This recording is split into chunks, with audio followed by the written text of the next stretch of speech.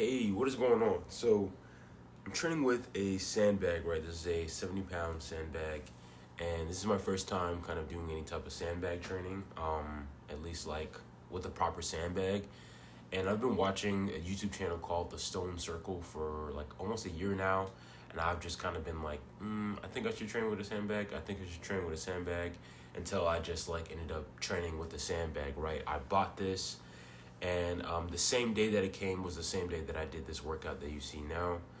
And it was very fun. It was quite fun. Also, what was cool was that the sandbag that I was looking at was like half off. It was on sale at the time. And it had pretty good reviews. So I'm like, okay, I just purchased, right? This was very fun. I did a lot of exercises, some of them off screen, but most of them on screen. And here I'm doing like a sandbag to shoulder. That was like the first exercise I kind of did.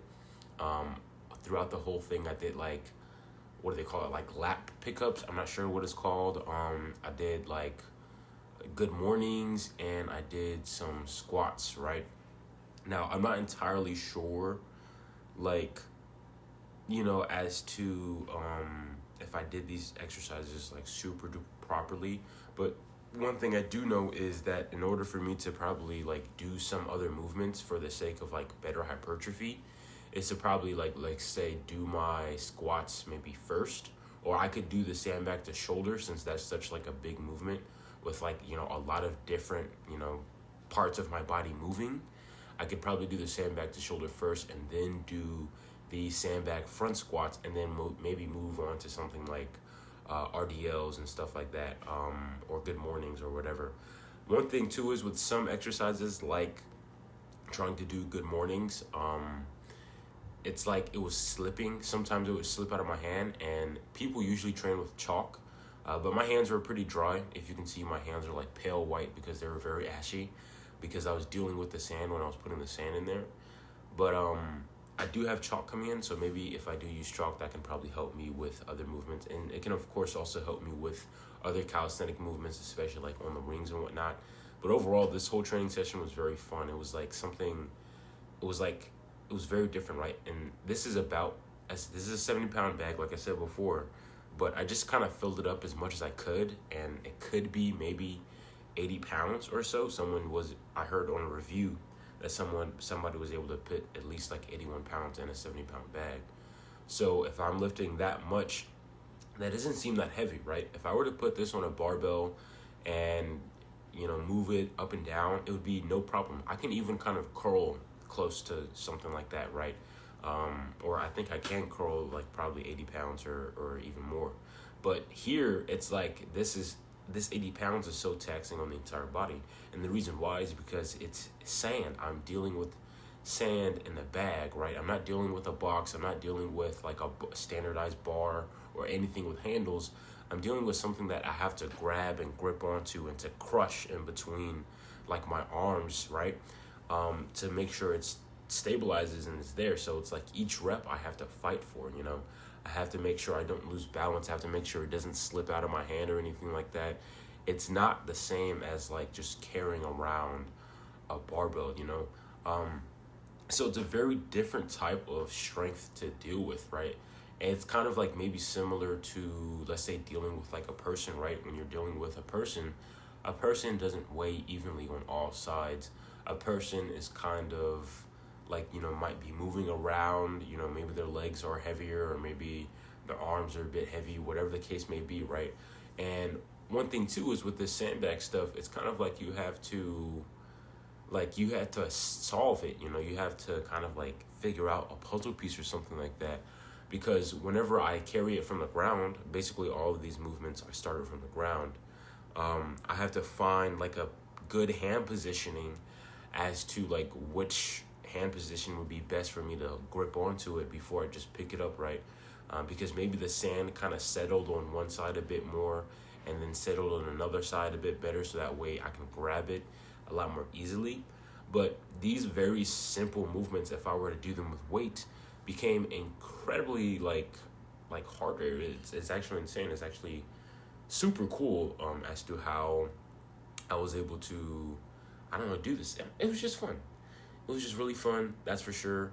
Another thing too is when it came to my back, right? When it came to my back, like I might have not felt much besides my lower back when I was training, but now, like right now, the day after, it's like my entire back is like lit up. Like I feel my traps, I feel my lats, even of course my spinal erectors. So this is definitely gonna like probably beef up your like your posterior chain, your yoke, right? And then not to mention like your glutes and stuff like that, right?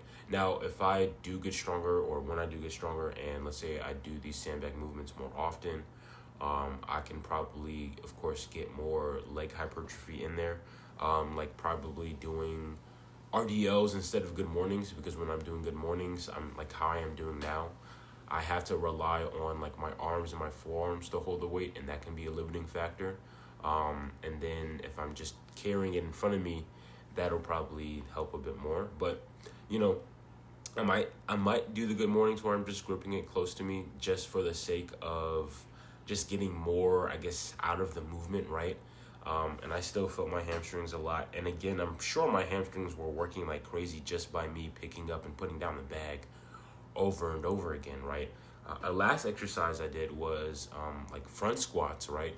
And I was able to get really deep into that squat, and I felt my quads like a lot. So I definitely don't doubt that this is a movement that can't reliably replace, your barbell movements, right? I think this can definitely be a supplementation device, or something that you can probably rely on purely when it comes to leg hypertrophy, right? Maybe even more so, because it's like such a challenging thing, and you have to kind of coordinate your body in a way to where everything is going to move how you want it to move.